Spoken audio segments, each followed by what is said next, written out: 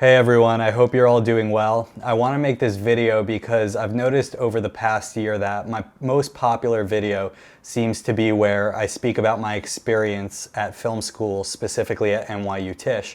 And I understand that it's a crucial decision deciding whether or not you want to throw a lot of money at an education to forward your career in the arts, especially when the arts sometimes don't reward you a lot of money back. So I wanted to make this video to talk about something specific I experienced and saw at film school that might shock some of you and that I didn't know going in and only realized when I got there, which is basically that not everyone at NYU Tisch gets to make their thesis film. So the way it works is you show up at Tisch, everyone who wants to do production will do these classes where you create these film exercises, some of which you've seen in other videos on my channel.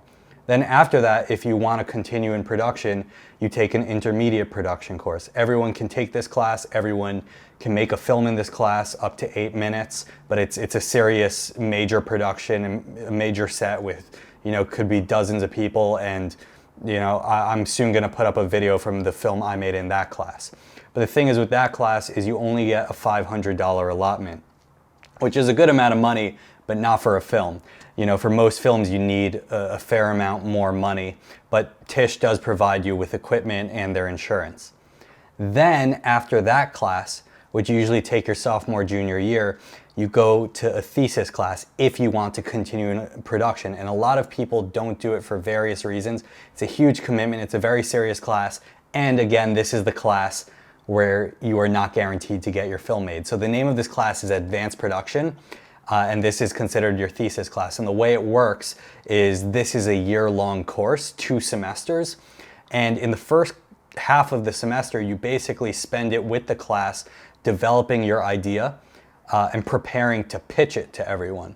But only 70% of the people who pitch their ideas get selected. So if you're in a class of 20 people, 14 of you will get selected, 6 of you will go home, so to speak. Well, what happens actually to those 6 people? So those 6 people leave after the first semester, and they could choose to just not do anything with the film, or if they're passionate about the film, they can bring it to another thesis class. But the other thesis class they have to go to is a semester-long class, where they then have to pitch that idea again, and they're not guaranteed to get selected. They do have a better chance in the semester-long class because the teacher will know their pitching history, but again, they're not guaranteed. They have to pitch again. There is a minute limit in this class of 15 minutes for your film, whereas in the year-long class it's 20 minutes if you want to compete within the NYU festivals. And the other thing is you're only going to have a semester in this class to write, develop, and shoot your script. So there are a lot of limiting factors compared to the original year-long advanced production course. So I know this might all sound crazy, right? You go to film school, you spend 70 grand a year, upwards even, to make your films, and then in the final class, they don't let you make the film. I guess in their mind, there simply isn't enough resources to go around for everyone to give you a substantive amount of money and gear to make your films, schedule and financially. I can't speak to NYU's internal financials, but that's how it seems.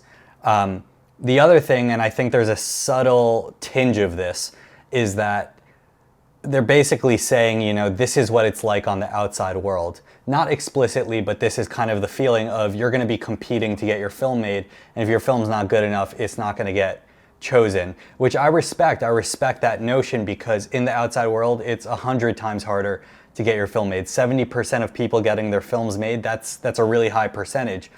The problem I have with it, though, is everyone's paying so much money to attend Tisch, and it would be different if Tisch was kind of like a boot camp reality TV show with contestants, but it's not really framed that way. It's kind of framed in a way of you're attending Tisch, so you get to make movies there. And then there is this one class that's kind of the culminative class, and not everyone gets to make a film. So I see why people are upset about that.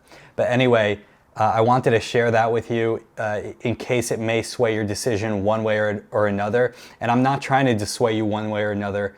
You may think hearing this, I'm trying to tell you not to go. For me, I was on the fence about it. I'm like, oh no, do I want to take that risk of not getting my film made? But ultimately, I felt like I'm just not going to allow my film to not get accepted in this class. it just pushed me to put all the more work into my film, into my pitch, to make sure it got made. And I was one of the 70% of films that got accepted. And if any of you are in this situation or considering going and want tips on how to get your film accepted, and I'm sure this applies to a lot of real world applications, I'm happy to make another video on what I think differentiated the people whose pitches got selected and whose didn't. If you're interested in that, comment below. But other than that, I just wanted to share this with you. I hope it provides some insight into how competitive film school can be and if it might be the right decision for you. Anyway, thank you for watching and have a great day.